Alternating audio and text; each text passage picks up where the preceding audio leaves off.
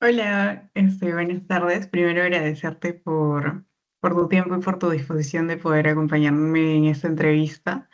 Bueno, para comentarte, primero es que esta entrevista va a ser grabada, todo con fines académicos. En esta oportunidad estamos eh, obteniendo información, investigando sobre la organización de ayuda humanitaria después de un sismo. Eh, para empezar, ¿dónde se encontraba usted cuando ocurrió el terremoto del 2007? Bueno, en sí me encontraba en un transporte público con mi mamá y mi hermana que también era menor de edad. ¿Cómo recuerda los momentos inmediatamente posteriores que ocurrió el sismo? Uy, veía mucha gente en la calle, todos asustados, abrazados, algunos llorando. Me acuerdo haber visto, una camilla de una persona, me supongo que estaba, bastante enferma, lo vi en la calle, o sea, sí, o sea, eso sí no lo puedo olvidar, creo. Correcto, o sea, imagino que esto en general impactó el poder verlo, ya que mencionabas que eras menor. ¿Cómo adicionalmente esto pudo impactar también en tu vida personal o en tu familia, ¿no? ¿Podrías comentar un poco? Sí, mira, en lo personal, sí, bastante. Bueno, creo que hasta ahorita, creo que un sismo, es alarmante para cualquier persona. Repercutió bastante en el tema posterior a ello, que todavía habían réplicas y eso generaba miedo. Bueno, a mí, hasta el momento, tengo una hermana también, este, que posterior a ello también sufre bastante con cualquier sismo que hay, y peor si se encuentra en un lugar donde hay bastante gente, ¿no? Sí, sí repercutió bastante en eso. Sí, bueno, obviamente nos impactó, creo, a todos. Eh, ¿Y qué información fue la primera que recibiste, ¿no? Después de este sismo? O sea, tal vez en las noticias o en las radios. ¿Cómo fue que tuviste más información al respecto de lo que estaba pasando? Eh, Netamente por las noticias y también porque mi papá estuvo en primera línea dentro de rescatistas en Pisco con su jefe fueron a hacer ayuda humanitaria por allá y teníamos información a primera mano por parte de mi papá de imágenes, videos, personas que todavía seguían atrapadas entre los escombros y fue así como yo tuve información acerca de ello, ¿no? Y más que todo también en las noticias que iban comentando, nadie se hablaba más que solo del sismo, de cuántas personas seguían heridas, cuántas personas seguían en los escombros. Era el día a día eso. Claro, justo mencionas lo que tu pasó en primera línea. Y días posteriores a esto, ¿cuál es tu impresión ahora ya como adulto, obviamente, sobre la magnitud de esa emergencia, ¿no? Creo que nos da a entender de que tenemos que tener más conciencia ante un sismo, ¿no? Ante los simulacros que creo que también se hacen cada cierto tiempo en nuestro país, estar atentos, mantener la calma, que creo que es lo primordial para poder también socorrer a personas que a veces por el mismo miedo pueden cometer a veces algunas acciones que pueden atender hasta con la misma vida de la persona, ¿no? Correcto. Sí, creo que lo principal también es mantener la calma para no generar más accidente dentro de toda esta situación. Y con lo que respecto a que tu papá estaba en primera línea, como comentaste, ¿cuál te, com- ¿qué te mencionaba él o qué te ha comentado posteriormente que era la necesidad más urgente en ese momento de las personas afectadas? Creo que la falta de atención médica fue uno de los primordiales casos que se veía allá en donde ocurrió el epicentro, ¿no? Posterior a eso también el tema de Ujú. no tener dónde pernoctar en las noches, dónde poder dormir, la alimentación que llegaba, si bien es cierto, a la zona principal, pero a los pueblos que estaban un poco alejados demoraba mucho en llegar y a veces si llegaba, lastimosamente en nuestro país, primero es el lucro antes que la humanidad y eso hacía de que la información que nos brindaba nuestro papá de lo que pasaban allá era muy difícil, ¿no? Y era lo que más pedían las personas, que era alimentación, un lugar donde dormir o donde estar, donde pasar la noche y ello, ¿no? Y el tema de medicamentos, más que todo. Ujú. ¿Y cómo su padre se enteró de las acciones de ayuda humanitaria que estaban realizando? O sea, cómo tal vez se organizaron o si es que tuvo ayuda de voluntarios en esa oportunidad, cómo también llegaron, ¿no? Más gente para que puedan acudir con ayuda hacia el lugar.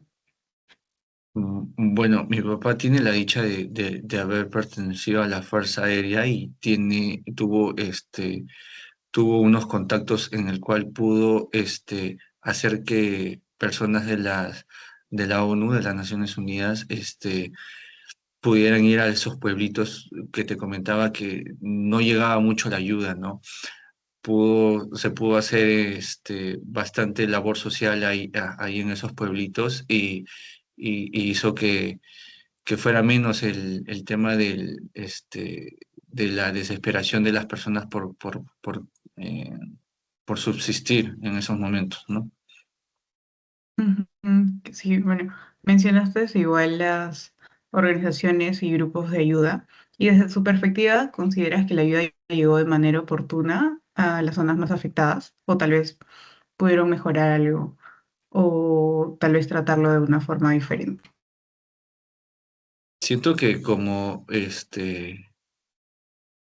ayuda en sí,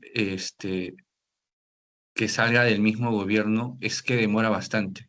Creo que le dan a veces mucha prioridad a la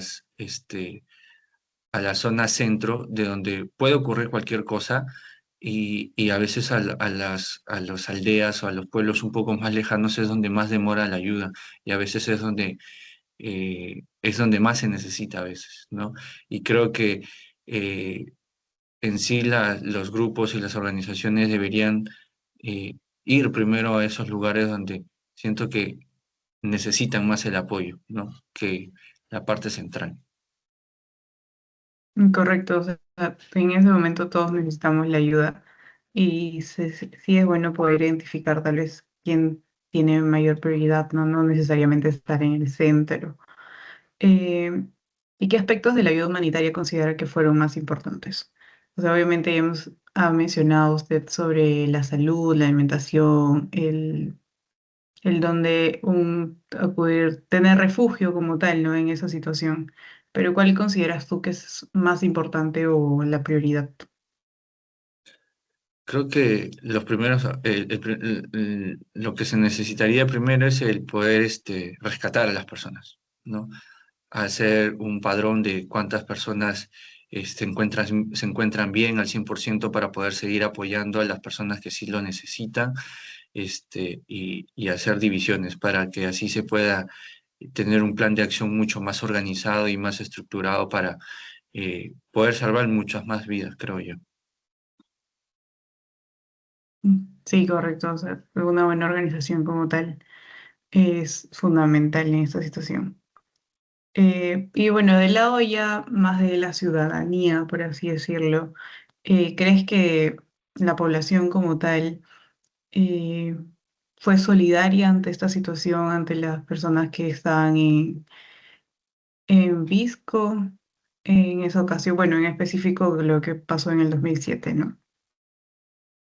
Sí, yo creo que pese a todas las cosas malas y buenas que ocurrieron, creo que al final cada uno aportó de una manera distinta eh, ante este suceso, ante este terremoto que ocurrió, en el cual capaz algunos no podían apoyar de una manera monetaria o de una manera en la cual la ayuda llegue de manera directa a las personas allá, pero creo que cada uno pudo colaborar de la manera en la cual estuvo en sus posibilidades.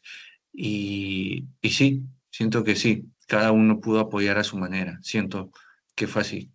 En ese entonces, como de niño, veía eso, ¿no? Que la mayoría apoyaba de una u otra manera, ¿no? Daba su granito de mostaza, por así decirlo. Pero igual, eh, siempre, o sea, al final siempre somos unidos entre todos como país. Y bueno, ¿qué tal vez podría o consideras tú o lo que te contó tu padre en esa oportunidad que sí funcionó? O sea, con la ayuda humanitaria, con las respuestas tal vez rápidas o alguna opción que tomó la organización. Y también qué aspecto podría mejorarse, ¿no? Ahora, si es que sucediera actualmente este tipo de desastre. Creo que la comunicación, más que todo, creo que es algo importante que no debe faltar. Y el tema de, como le dije en un inicio, de organizarse mejor para que este, se pueda realizar mejores planes ante este tipo de situaciones y a futuro poder hacer eso también, ¿no?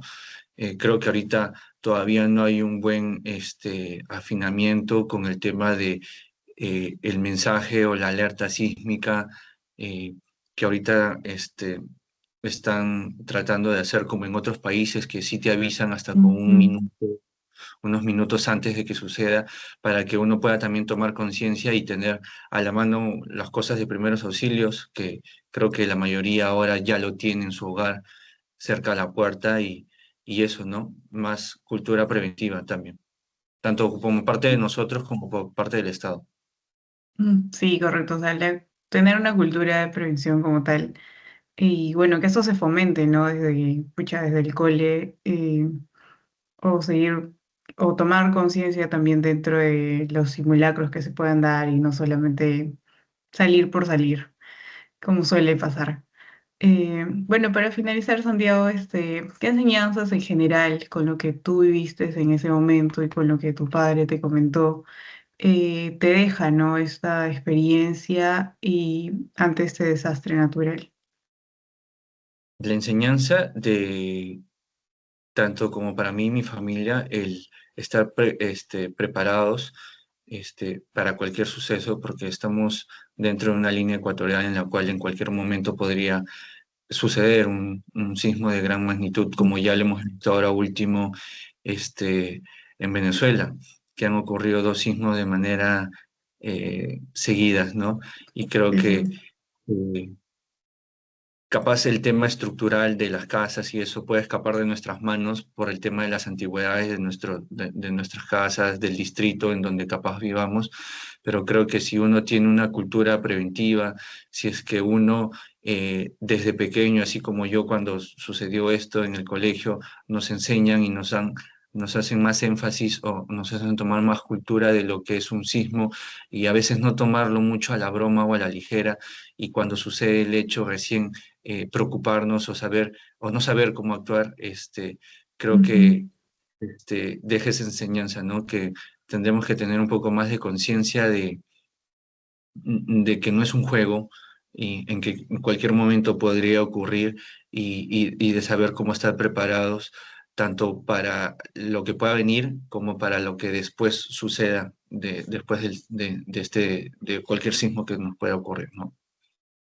Sí, correcto. Justo lo que mencionas de la cultura preventiva y no simplemente tomar como un juego o sea, algo tan recurrente que puede pasar tal vez que como un simulacro, no tomarlo simplemente como un juego. Eh, si bien es cierto, el Estado tiene muchas cosas por mejorar también con el tema de la alarma que han implementado, pero obviamente tiene muchas oportunidades de mejora, ¿no? Muchas gracias, Santiago, por tu tiempo, por tu disponibilidad, la información y los datos que nos has brindado nos van a servir demasiado en esta investigación. De igual manera, comentarle que esto va a ser utilizado únicamente con fines académicos y nuevamente muchas gracias por su disposición y por la entrevista. No, a ti, muchas gracias.